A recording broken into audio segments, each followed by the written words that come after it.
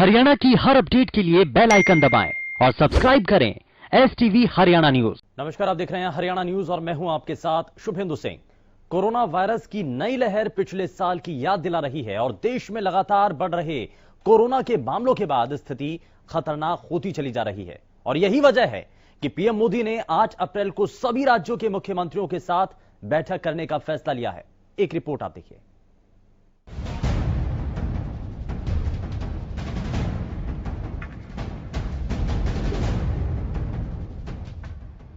देश में corona virus ने अपना विकराल रूप ले लिया है।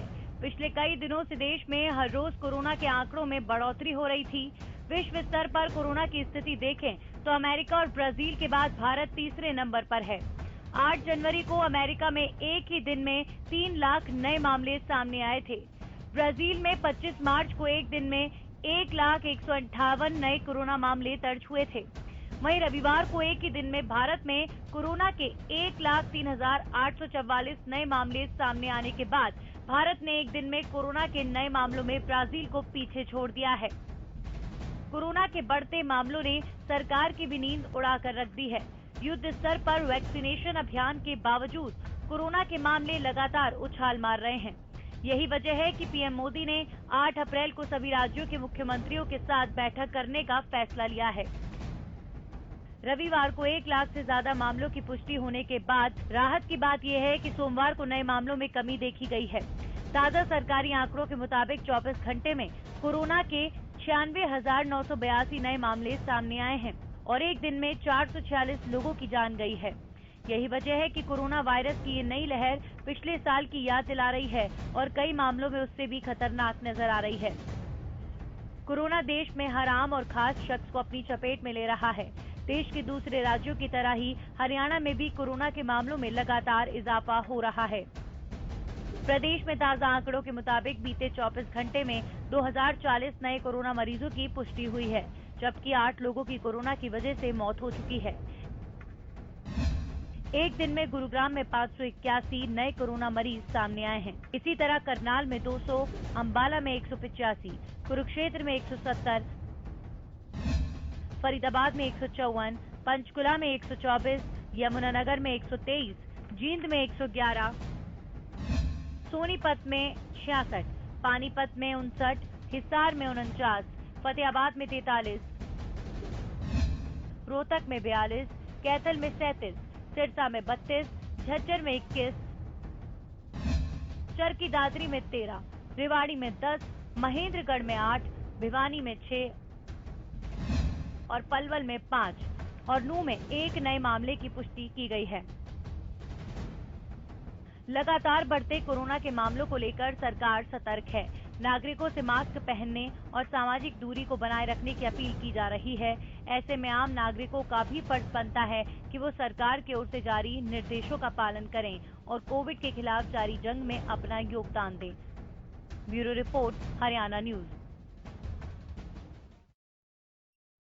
संक्रमण को लेकर के नया खतरा देश के लोगों के सामने है और ऐसा लग रहा है कि क्या अब सख्ती भरे कदम हरियाणा के अंदर भी उठते नजर आ रहे हैं, क्योंकि नई गाइडलाइंस तो जारी कर दी गई है जिसमें कुछ हद तक सख्ती और सार्वजनिक जगहों पर होने वाले कार्यक्रमों पर पूरी तरीके से पाबंदी लगाई गई है और कुछ सख्ती भरे कदम यहां पर उठाए गए हैं। अगर कार्यक्रम करना है, जैसा कि शादी समारोह में अगर आपको इकट्ठा करना है लोगों को, तो उसमें सीमित संख्या में लोगों को बुलाना होगा और अगर तय संख्या से ज्यादा लोग वहां पर पाए जाते हैं होते हैं तो ऐसे में एक्शन लिया जाएगा और इसके लिए बाकायदा टीमें निर्धारित की जा चुकी हैं और एसओपीज जारी कर दी गई हैं जिसको पालन करने के लिए अधिकारियों को निर्देशित कर दिया गया है। लेकिन कोरोना की चपेट में आज पूरी दुनिया है और भारत इससे अछूता नहीं है। भारत के अंदर भी लगातार कोरोना का संक्रमण बढ़ता चला जा रहा है, लेकिन बात हरियाणा प्रदेश की भी है और देश के बाकी राज्यों से आज कुछ संभली हुई स्थिति में हरियाणा जरूर है, लेकिन संकट आज भी हरियाणा के ऊपर बना हुआ है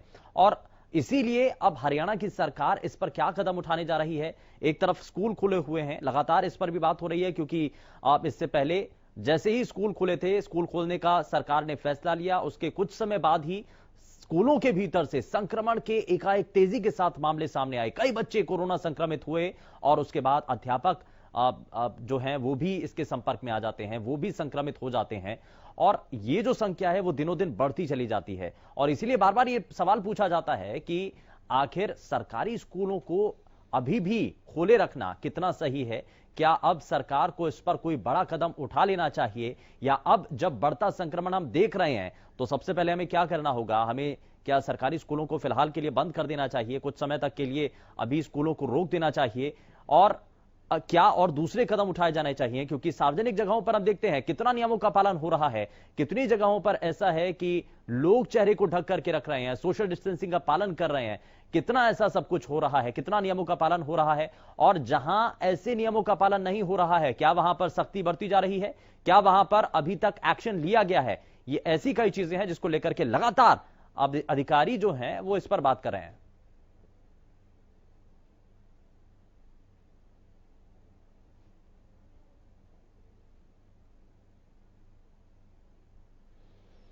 और इस बीच हमारे साथ दो खास मेहमान कार्यक्रम में जुड़ चुके हैं। Doctor Satbir Chaudhary, health expert, हमारे साथ कार्यक्रम में जुड़ चुके हैं, और साथ ही साथ डॉक्टर पंकज वत्स, हेल्थ एक्सपर्ट, हमारे साथ कार्यक्रम में जुड़ चुके हैं। बहुत स्वागत है दोनों का ही कार्यक्रम में। लेकिन शुरुआत में पंकज जी आपसे ही करना चाह रहा हूं। पंकज जी, कोरोना का कहर अभी भी जारी है और लगातार बढ़ते संक्रमण को लेकर के हम लगातार चर्चा कर रहे हैं, लोगों को जागरूक करने की इस प्लेटफॉर्म के जरिए भी कोशिश की जा रही है, लेकिन कुछ स्थितियां बदलती हुई नजर आ रही हैं। आपको क्या लग रहा है, लोग जागरूक होने के बाद भी लापरवाही क्यों बरत रहे हैं? मास्क का इस्तेमाल आखिर क्यों नहीं कर पा रहे हैं? इसमें कुछ दिक्कत है या क्या परेशानी है? आपसे जब मिलते होंगे, मरीज आते होंगे, क्या कहते हैं वो? देखिए शुभेंदु जी, पिछले अगर अप्रैल से इस अप्रैल को कंपेयर किया जाए तो स्थिति काफी विस्फोटक है। मुझे याद है कि पिछले अप्रैल में सिर्फ एनसीआर में जो हमारे प्रदेश में जो डिस्ट्रिक्ट आती थी वहीं के आंकड़े हमारी चिंता का विषय थे और बाकी हरियाणा बचा हुआ था, और वहां के भी आंकड़े जो है वो इतनी तेजी के साथ नहीं बढ़ रहे थे जितने यहाँ पिछले 5-7-10 दिन के अंदर बढ़े हैं। तो पिछले अप्रैल से ये ज्यादा घातक स्थिति है। सिर्फ पॉजिटिव बात यह है कि पिछले साल हमारे पास ज्ञान नहीं था, नॉलेज नहीं थी, लोगों को हम जागृत नहीं कर पाए थे और वैक्सीन नहीं थी। लेकिन अब एक साल से प्रधानमंत्री से लेकर स्वास्थ्य मंत्री तक, नीचे आम जन तक, डॉक्टर्स तक, सभी लोग बार बार ये चिता रहे हैं कि मास्क पहनना कितना जरूरी है, 2 गज की दूरी कितनी जरूरी है। उसके बावजूद भी लोग इस बात के लिए तैयार नहीं हो रहे। जहां तक आपकी स्कूल और कॉलेज बंद करने की बात है, मेरी सोच ये है कि उनको बंद नहीं किया जाना चाहिए, क्योंकि वो एक ऐसा स्थान है जहां पर पूरे गांव के या आसपास के गांव के बच्चे इकट्ठे होते हैं। रादर ऐसी जगह को तो इस्तेमाल करना चाहिए बच्चों को एजुकेट करने के लिए, ताकि वो वापस अपने गांव में जाकर अपने माँ बाप को, पड़ोसियों को, सबको सचेत करें, सावधानियां बरताएं, बशर्ते कि वहां पर नियमों का पालन हो पा रहा हो। की जाए, ये सुनिश्चित किया जा सके पंकज जी कि वहां पर नियमों का पालन हो पाए और सोशल डिस्टेंसिंग, चेहरे को ढक करके रखना, कहीं ऐसा ना हो, क्योंकि हमने देखा इससे पहले कई स्कूलों के अंदर लापरवाही बढ़ती जा रही थी। ना तो वहां पर जो स्टाफ आ रहा था वो बच्चों को शिक्षित कर पा रहा था, और इसीलिए बच्चे भी वहां पर बिना मास्क के बैठे हुए थे। सोशल डिस्टेंसिंग का तो दूर दूर तक पालन नहीं हो पा रहा था। तो यह हमें सुनिश्चित करना होगा सबसे पहले। लेकिन बिल्कुल सुनिश्चित करना होगा शुभेंदु जी। तभी मैं कह रहा हूं कि ऐसे समय में स्कूल और कॉलेजों में आपको ज्यादा ध्यान देकर उनको एजुकेट करना है, ताकि उनके माध्यम से उनके परिवारों को भी एजुकेट किया जा सके। इसीलिए जरूरी है कि इसका पालन जो है स्कूल कॉलेजों में सख्ती के साथ किया जाए, ताकि वो उसी व्यवहार को अपने घर में भी दूसरे लोगों तक पहुंचा सके। इसलिए जरूरी है, बंद करने की आवश्यकता है या इस तरह के सख्त कदम उठाने की आवश्यकता नहीं, एजुकेट करने की जरूरत है लोगों को। दूसरा ये है कि जो वैक्सीन है जी, वो जो वैक्सीन लग गई है उसकी स्पीड को बढ़ाया जाना जरूरी है। अब ये 45 साल वाला कॉन्सेप्ट बंद करके इसको 18 साल तक लेके आना चाहिए, ताकि एक घर के सभी अडल्ट जो हैं वो एक साथ ही अपना इंजेक्शन लगवा सकें। इसको भागों में बांट दिया है, पहले 65 साल से ऊपर, फिर 45 साल से ऊपर इनका लगेगा। तो उसमें क्या है कि एक एक परिवार को कई बार जाना पड़ता है, और 2 डोज लगनी है उसमें भी आगे पीछे होता है। तो अब ऐसा एक परिवार में अगर आपने एक को सुरक्षित एक इंजेक्शन लगा दिया, लेकिन बाकी लोगों को इन्फेक्शन हो सकता है, तो उनसे उसको भी इन्फेक्शन हो सकता है। इससे मुझे लगता है कि पूरे परिवार को एक साथ वैक्सीनेट करे जाने के बारे में भी प्रक्रिया बनाई जानी चाहिए। ये आपने अच्छा पॉइंट यहां पर रेज किया है पंकज जी। और परिवार के अंदर अगर किसी एक शख्स को अगर वैक्सीन लग चुकी है और बाकियों को नहीं लगी है और अगर वो संक्रमित हो जाते हैं तो जाहिर तौर पर उनके संपर्क में है तो जिसको वैक्सीन लगी है वो भी संक्रमित हो सकता है और वो भी पॉजिटिव आ सकता है। लेकिन सतबीर जी, हम यहां पर उस डेटा को भी एनालाइज कर रहे हैं जिसमें कहा जा रहा है कि शुरुआत में हमने देखा कि जो बुजुर्ग हैं वो ज्यादा तेजी के साथ संक्रमित हो रहे थे, लेकिन अब तो जो युवा वर्ग है वो इससे बहुत हद तक प्रभावित हो रहा है और नई रिपोर्ट्स के आधार पर जितने जो यूथ हैं वो इसकी चपेट में ज्यादा आ रहे हैं। तो जैसा पंकज जी कह रहे हैं कि अब खुले तौर पर अब कोई एज बार नहीं रखना चाहिए कि 65 साल या 45 साल, अब तो सभी के लिए खोल देना चाहिए। धन्यवाद शुभेंदु जी, आपने बहुत अच्छी इंट्रोडक्शन दी और आप सरकार की बजाय आपने ही जिम्मेवारी ली हुई है लोगों को जागरूक करने की। अभी डॉक्टर पंकज बता रहे थे कि चाहे मुख्यमंत्री हो चाहे प्राइम मिनिस्टर हो, सब बता रहे हैं कि मास्क पहनो, उचित दूरी रखो, लेकिन बात बताने की नहीं होती, बात होती बॉडी लैंग्वेज की। मैं एक छोटा सा उदाहरण देता हूँ। मैं किसी को बुलाने जाता हूँ कि बेटे की शादी आपने जरूर आना है, ठीक है, लेकिन मैं चेहरे से एक्सप्रेशन नहीं दे रहा कि आपने जरूर आना है, मैं चेहरे से फॉर्मेलिटी कर रहा हूँ। दूसरी तरफ बुलाने जाते हैं कि आप नहीं आओगे तो बेटा घोड़ी पे नहीं बैठेगा, आप नहीं आओगे तो शादी होएगी नहीं। उससे क्या है, मेरी बॉडी लैंग्वेज ये शो करती है कि मैं सिंसियरली बुला रहा हूँ। तो नेता सिर्फ ढकोसला कर रहे हैं, ये कह के मास्क पहने और सोशल दूरी रखें और घर से बाहर ना निकलें, जबकि खुद वो सारा दिन घर से बाहर रहते हैं, भीड़ भाड़ के इलाके में रहते हैं और मीटिंगें गैर जरूरी करते हैं। मैंने 3 दिन पहले भी आपके यहाँ कहा था कि एक रिव्यू किया जाए पिछले 10 दिन में जितनी मीटिंगें अफसरों ने बुलाई हैं, जितनी मीटिंगें मंत्रियों ने बुलाई हैं, उसको रिव्यू किया जाए। जिस आदमी ने मीटिंग बुलाई है जिसकी जरूरत नहीं थी, उस पर कार्रवाई की जाए। 2-4 अफसरों पे 2-4 मंत्रियों पे कार्रवाई होगी तो अपने आप आगे शुरू हो जाएगा। यही बात मास्क की है। जो नेता रैली में मास्क नहीं लगा रहा तो प्राइम मिनिस्टर या सीएम हिम्मत करे ना, उसको मंत्रिमंडल से निकाल दे तो सभी लगाने लग जाएंगे। तो कह जरूर रहे हैं, बता जरूर रहे हैं कि मास्क लगाओ, ऐसे करो, लेकिन उनकी बॉडी कहती के लगाना जरूरी है। तो लोग सब समझते हैं। यानी कि अब जिम्मेदारी खुद लोगों को अपने आप निभानी होगी। अगर अपनी जान की सुरक्षा करनी, अपने परिवार को बचाना है। एग्जाम्पल नहीं पेश करोगे, जब तक आप उदाहरण खुद पेश नहीं करोगे, लोग नहीं मानेंगे। लोग समझते हैं कि आप वैसे फर्जी कागजों में आदेश निकाल रहे हो सिर्फ, बस आदेश निकालने से कुछ नहीं होगा। ये सच्चाई है कि 80% लोग मास्क नहीं लगा रहे हैं, सबको पता है, और एक गरीब आदमी के चालान काटे जा रहे हैं। जो नेता स्टेज पे बैठ करके मास्क नहीं लगा रहा, उस पर कुछ किया नहीं जा रहा। क्यों नहीं किया जा रहा उस पर? आप कार्रवाई ऊपर से करनी शुरू करो। जो अफसर मास्क नहीं लगा, लेकिन जो अफसर फालतू मीटिंगें बुला रहे हैं, हाँ, उन पे तुरंत कार्रवाई की जाए। ठीक है, उससे मैसेज साफ जाएगा। जी ठीक है। पंकज जी, मैं जरा एक जल्दी से आपसे एक रिएक्शन लेना चाहता हूं। और आम लोगों का एक बड़ा कॉमन सा सवाल है आज के समय में कि हम देख रहे हैं महाराष्ट्र में बहुत तेजी के साथ मामले सामने आ रहे हैं। महाराष्ट्र के बाद चाहे गुजरात हो, मध्य प्रदेश हो, ये वो इलाके हैं जहां पर बहुत तेजी के साथ ग्राफ बढ़ रहा है। लेकिन जहां जहां पर भी चुनाव हो रहे हैं वहां पर कोरोना की आहट तक नहीं है, ना तो सोशल डिस्टेंसिंग का पालन किया जा रहा है। और सतबीर जी जो कह रहे हैं कि रैलियां जितनी भी हो रही हैं वहां तो आप देख रहे हैं कि वहां कुछ भी नहीं है। और इसलिए लोग ये कह रहे हैं कि जहां पर चुनाव है वहां पर कोरोना का संक्रमण नहीं, वहां पर कोई चर्चा नहीं, और बाकी राज्यों में बुरा हाल है।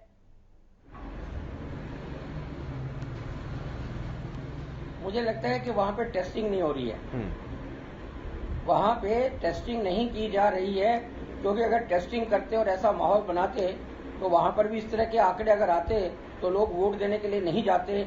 और इसलिए वहां की सरकार और विपक्ष सभी इस मामले में एकजुट हैं कि टेस्टिंग वेस्टिंग नहीं हो रही है, ताकि लोगों को पता ना लगे और लोग जोश में आके अपनी वोट जरूर डालें। अगर टेस्टिंग होती वहां पर भी इस तरह के आंकड़े आ सकते हैं। सतबीर जी कुछ कहना चाह रहे हैं इस पे? मैं ये कहना चाह रहा हूँ, ये सच्चाई है। लोग सब जानते हैं कि चीजें छुपाई जाती हैं भारत में। कोई मुश्किल काम नहीं है। सीबीआई को मैनिपुलेट करना मुश्किल नहीं है, डिस्ट्रिक्ट एडमिनिस्ट्रेशन को मैनिपुलेट करना मुश्किल नहीं है, हेल्थ डिपार्टमेंट को मैनिपुलेट करना मुश्किल नहीं है। अगर 4 दिन के लिए आंकड़े छुपा दिए जाएं, ये कोई मुश्किल काम नहीं, सब ये जानते हैं। कोई ऐसा सिंपल जो 5वीं पास 10वीं पास आदमी है वो भी जानता है कि आंकड़े मैनिपुलेट किए जाते हैं। तो आंकड़े मैनिपुलेट करना गलत बात है। सच्चाई ये है, चाहे उनकी टेस्टिंग कम हो रही है, चाहे उनकी रिपोर्टिंग लेट हो रही है, जो भी किया जा रहा है, तो ये मानने वाली बात नहीं है कि बंगाल में या चेन्नई में या तमिलनाडु में या फिर केरला में या असम में केसेस नहीं बढ़ेंगे, वो तो बढ़ेंगे ही बढ़ेंगे। अगर एक आदमी पॉजिटिव है रैली में या 2 आदमी पॉजिटिव है रैली में और उसके चारों तरफ इतनी भीड़ 2 घंटे 4 घंटे वहां पर रहती है, तो वो तो फैलाएगा ही। कोरोना का वायरस थोड़ी देखेगा कि ये रैली है या ऑफिशियल मीटिंग है या कुंभ मेला है या क्या है, उसको तो जहां भीड़ भाड़ मिलेगी। अच्छा, इसीलिए लोग जो हैं वो चेहरे को ढक करके नहीं रखना या उनका जो मनोबल कम होता है और बार बार देखते हैं कि रैलियों के अंदर तो कोई सोशल डिस्टेंसिंग का पालन नहीं कर रहा, नियमों का पालन नहीं कर रहा, तो इसलिए हम क्यों करें, ये भी एक लोगों के मन में एक ऐसा भाव बन गया है। ना सैनिटाइजर, ना वहाँ सैनिटाइजर, कहीं भी सैनिटाइजर नहीं है, लोगों को हाथ धोने के लिए नहीं कहा जाता, ये कुछ भी नहीं हो रहा, इसमें ये सच्चाई है और लोग देख रहे हैं। कम से कम आप दिखाओ तो ना उसको सरेआम सभी चैनल दिखा रही हैं, लोग देख रहे हैं, सोशल मीडिया पे सबको पता है कि वहां पालन नहीं हो रहा। और देखना 2 तारीख को या जैसे ही चुनाव खत्म होंगे, आप एकदम वहां की स्थिति बहुत भयानक दिखाई जाएगी। ये मैनिपुलेशन होती है, लोग ये मानते हैं। अगर चलो मैं मानता हूँ नहीं हो रही मैनिपुलेशन, लेकिन लोग मानने को तैयार नहीं है। लोग सब ये मानते हैं कि मैनिपुलेशन की जा रही है। तो लोगों को समझाने के लिए पंकज जी अब करना क्या चाहिए? अब लोगों को समझाने के लिए क्या करना चाहिए? ठीक है, अब ये जिम्मेदारी तो है, लेकिन खुद को बचाने के लिए कुछ तो करना होगा ना। अब लोग कैसे अपने आप को बचा? जब बाढ़ ही खेत को खा रही हो तो कैसे काम चलेगा? अगर चौकीदार ही चोरी करेगा तो कैसे काम चलेगा? तो सरकार का काम है जागरूकता करना। और सरकार ही अगर गलत फिगर दे रही हो, लोग तो यहाँ तक कह रहे हैं कि बीजेपी रूल्ड स्टेट और कांग्रेस रूल्ड स्टेट, उसमें भी डाटा मैनिपुलेट किए जा रहे हैं। लोगों का इल्जाम है, मैं ये नहीं कहता ये सच है गलत है। तो अगर ऐसी ऐसी बातें आएंगी, जब बाढ़ ही खेत को खाने लग जाएगी, चलिए तो कैसे आप कामयाब हो ठीक सकते है, हो? ये तो एक्सपर्ट्स की राय है, लेकिन ग्राउंड जीरो पर इस वक्त स्थिति क्या है? पिहोवा से जरा हमारे संवाददाता गगन सिंगर जुड़ चुके हैं हमारे साथ, जरा उनसे जान लेते हैं। गगन, अभी आप मार्केट में हैं इस वक्त पिहोवा की, क्या वहां पर स्थिति है? लोग सोशल डिस्टेंसिंग का कितना पालन कर रहे हैं, कितना चेहरे को ढक करके रख रहे हैं? जरा देखिए कितने लोगों ने पालन किया है। जी मैं आपको देखिए दिखाना चाहूंगा कि काफी लोगों ने बिना मास्क के घूम रहे हैं और देखा जाए तो बाजारों में भीड़ भी कम देखने को मिल रही है, लेकिन जो लोग मार्केट के अंदर है वो बिना मास्क के घूम रहे हैं। देख सकते हैं भाई साहब आपने मास्क नहीं लगाया भाई, कहाँ लगा? आपने लगा नहीं देखा? आप देखिए कोरोना केसेस लगातार बढ़ रहे हैं, तो आपको मास्क लगाना चाहिए ना जी। मैं और भी देखिए दिखाना चाहूँगा किस तरह से जो लोग घूम रहे हैं बाजारों के अंदर बिना मास्क के घूम रहे हैं। और कई लोगों में कोरोना का डर है जो बाजारों के अंदर भी नहीं देखने को मिल रहे हैं।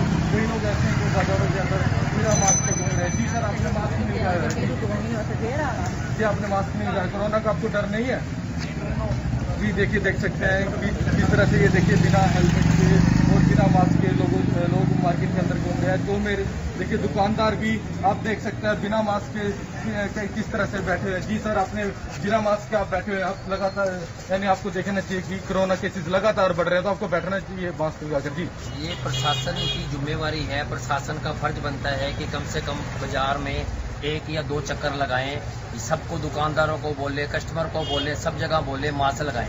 वो बोलेंगे तो मास्क लगेगा, नहीं तो ऐसे सब जनता घूमती है, घूमती रहेगी। यहाँ ये देख लो कितने पिहोवा में सेंटर खुले हुए हैं, हर सेंटर में 15 या 20 बच्चे पढ़ते हैं कम से कम एक सेंटर में। और जी, मैं आपसे बात देखिए क्या पूछना चाहूंगा, आप कह रहे हो कि प्रशासन को आना चाहिए, तो अपनी भी कुछ जिम्मेदारियां बनती हैं कि हमें अपने आप को ठीक रखना है, तो आपको अपना ध्यान खुद ही रखना है, ना कि प्रशासन आएगा। तो क्या कहेंगे? जी, आप जो कह रहे हो बिल्कुल सच कह रहे हो, सच के अलावा आप कुछ नहीं कह रहे, मगर कुछ ना कुछ आप ये मान लोगे, डर के अलावा कुछ नहीं काम चलता। अब मैं अभी लगा लूंगा फिर उतार दूंगा, डर सबसे बड़ी चीज होती है। उनको प्रशासन एक चक्कर एक दिन में लगा ले तो कोई प्रशासन को फर्क नहीं पड़ेगा, छोटी सी बात। बिल्कुल, और लोग जो हैं इसीलिए उनके मन से वही डर खत्म हो चुका है। मैं वापस रुख करूंगा, लेकिन जरा मैं पंकज जी, ये जो डर है ना, ये लोग भी कह रहे हैं कि डर तो है नहीं, प्रशासन की टीम आएगी तो हम लगा लेंगे मास्क।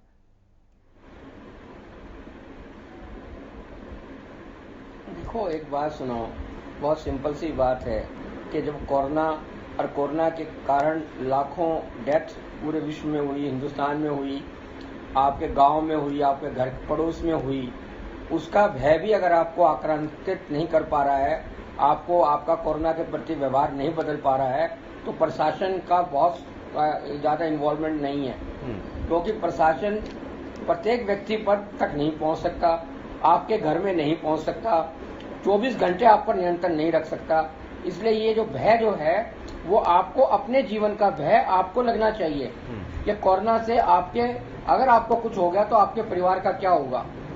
ये सवाल जो है वो आपको लगना चाहिए, इसका भय आपको होना चाहिए कि अगर खुदा ना खास्ता जो फला गांव के अंदर फला व्यक्ति कोरोना से मारा गया वो उसका जैसा हाल मेरा हो गया तो क्या होगा। तो ये भय हमें अपने आप ही पैदा करना पड़ेगा। प्रशासन से ये भय ज्यादा समय तक नहीं रुकने वाला है, वो तो थोड़ी देर के लिए आ जाएगा। वो अगर पूरा एक पुलिस वाला पूरी एक सड़क पर भी राउंड लेगा तो दूसरा राउंड लेने के लिए उसको 2-3 घंटे लगेंगे, तब तक आप फिर उसकी दाढ़ी बना लोगे। मास्क की दाढ़ी, आजकल मास्क की दाढ़ी बनती है, मुंह में रखा और नहीं किया तो फटाक से नीचे निकाला उसको, मास्क को प्रॉपर यूज नहीं कर रहे हैं। तो ये भय जो है प्रशासन के भय से नहीं होगा, आपको सब में पैदा करना पड़ेगा। ठीक है सतबीर जी, मैं जरा जल्दी से रिएक्शन लेना चाह रहा हूं। मार्केट के हाल ये हैं, प्रशासन कहता है कि हमने तो टीमें गठित कर दी गई हैं और उसके आधार पर हम एक्शन भी ले रहे हैं, और लोग भी कह रहे हैं कि सख्ती हो और डर बड़ा जरूरी है। लोग तो ये कह रहे हैं कि डर होगा तो हम करेंगे। लगता है शायद संपर्क टूट गया है, लेकिन मैं जरा जल्दी से इस पर एक रिएक्शन और लेना चाहता हूं। पंकज जी, हम इससे पहले भी बात कर रहे थे कि हमने देश के अंदर बाकी जगहों पर देखा है कि बहुत कड़े कदम उठाए जा रहे हैं, तो हरियाणा के अंदर भी आज वो स्थिति बन चुकी है कि हमें कड़े कदम उठाने चाहिए। पंकज जी देखिए, एक काम हमें करना चाहिए, जो आपके चैनल के माध्यम से मैं सरकार को चैलेंज करता हूं, अगर वो कर देगी तो बहुत फायदा हो जाएगा। आजकल गाड़ी अगर आपने स्पीड बढ़ा दी तो कैमरा उसका फोटो खींच लेते हैं और आपके घर जुर्माना लग के पहुंच जाता है। आपके घर से जुर्माना ले लेते हैं। वो अब बन गया ना, ऐसी तरीके बन गए ना। आप केवल सरकार एक काम कर दे कि आपके जो टीवी चैनल्स पे जितने प्रोग्राम्स आ रहे हैं और जितने पब्लिक फिगर सामने आ रही हैं, पुलिस के अधिकारी आ रहे हैं, प्रशासन आ रहा है, पॉलिटिकल रैलीज हो रही हैं, जरा एक बार उनको देखकर उनको आइडेंटिफाई करके वहां चालान भेज देना।